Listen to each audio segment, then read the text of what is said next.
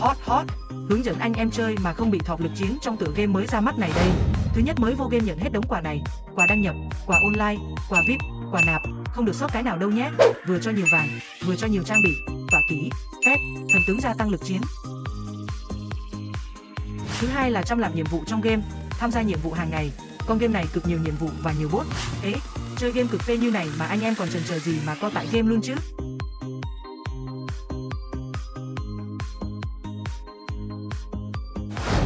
Tải ngay tại Google Play và App Store với từ khóa vô địch tu tiên giới.